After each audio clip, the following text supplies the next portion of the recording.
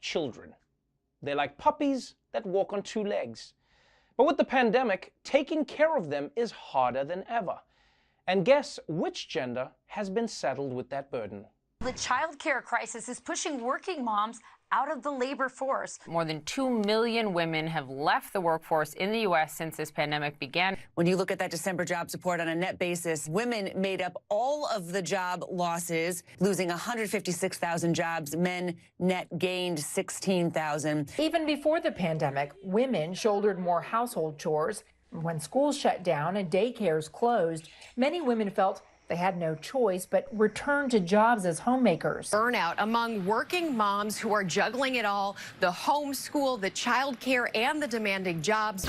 My son's headphones are not working right now, so I'm spending my day working while hearing his schooling in the background. I usually get about an hour or so of uninterrupted work time. So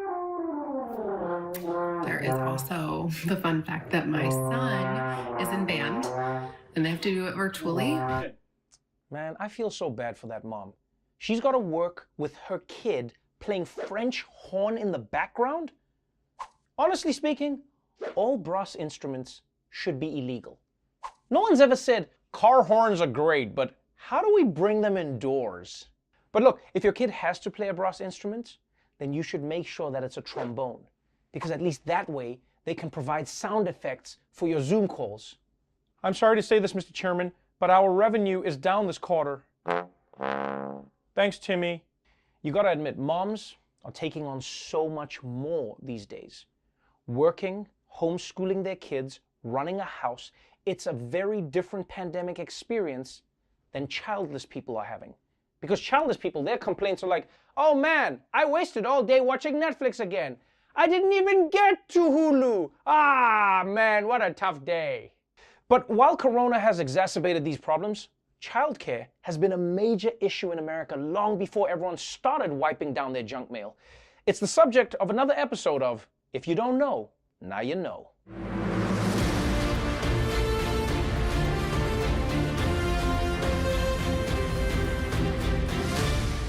Let's be honest, people. America is great at many things. Rebooting British TV shows, making anything flaming hot. But providing parents with childcare isn't one of them. And the consequences are felt throughout the entire country.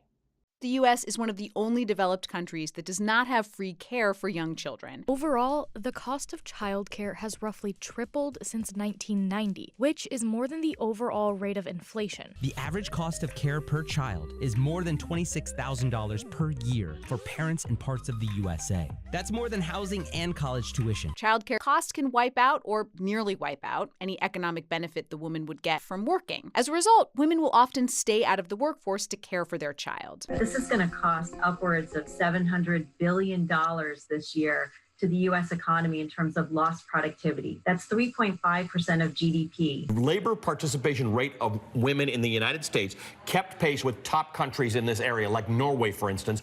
Our economy would be $1.6 trillion larger. Better child care is a win for everybody. There's just no downside to it.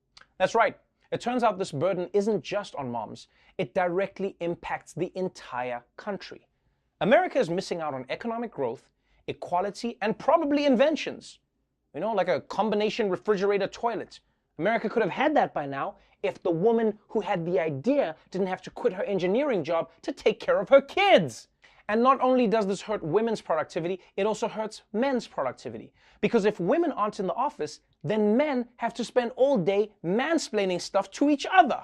Hey, Bob, let me show you how to turn that file into a PDF. Hey, Gary, how about I show you how to save it onto the network drive? No, silly, you gotta format it correctly. Here, let me show you. Hey, do you know all the formatting shortcuts? Here, let me teach you. Have you seen a Coen Brothers movie? I mean, like, really seen it? Quentin Tarantino. Now, the truth is, this childcare problem isn't actually that difficult to solve. All you gotta do is let kids get jobs. I mean, a textile mill is just arts and crafts with quotas. But there's also another less illegal solution for childcare that other countries have figured out a long time ago. you let the government pay for it. The cost of childcare is generally paid for by a combination of the government, parents, and childcare providers. In the US, the cost falls mostly on parents and providers. In other countries like Denmark and Sweden, the government foots most of the bill. In Sweden, tax revenue supports generous childcare programs and gives employees vast leave of absence opportunities. Those programs in turn help make Swedish citizens more employable. They also don't have to ration big portions of their paychecks to things like daycare or student loans. In Finland, the government offers public daycare for any child until the age of 7. Or if the parents decide to opt out, they're entitled to paid leave for the first 3 years of their kid's life. The French government offers a family allowance every month to help pay for child expenses, all the way up until the kid's 20th birthday. On top of all this, families get tax credits for daycare and schooling expenses. It's a generous system that costs the state tens of billions of euros each year, a high cost that's worth it. The more active women are in the workforce, the more they have babies. And more babies means more future workers and future taxpayers. Okay, I mean, that makes sense. But it's a little weird for that lady to refer to babies as future workers and taxpayers. I wonder if she rolls up to her new nieces and nephews like, "Are you gonna grow our GDP? Yes you are. Yes you are." Although, just for the record, she's not totally right. If the past 4 years have taught us anything, it's that not all kids work. But look, overall, I think these countries have it right.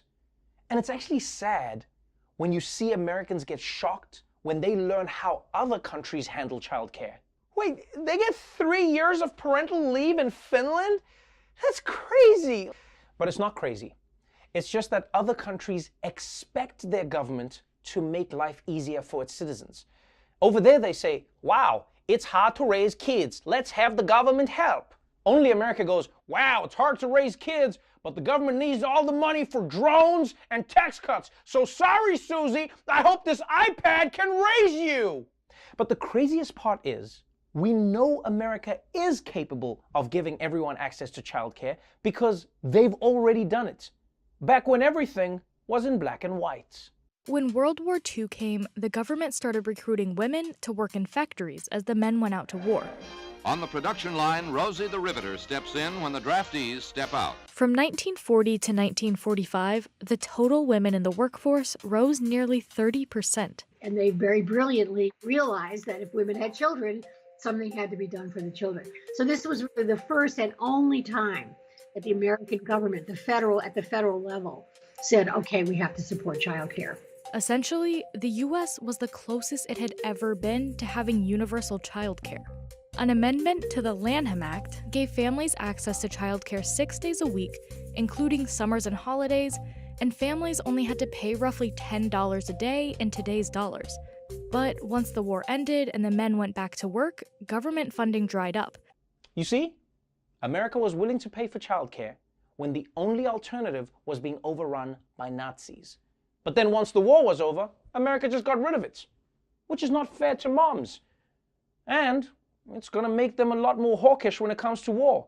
The next time America's got tension with Iran, American moms are going to be like, come on, Ayatollah, you got to make this happen. So the point is, better childcare is possible in America. And it would be great if America took advantage of this global war against the coronavirus to make childcare available for everyone. Because if America misses this opportunity to act, it'll continue to let down its moms, dads, and worst of all, its children. Not now, Timmy!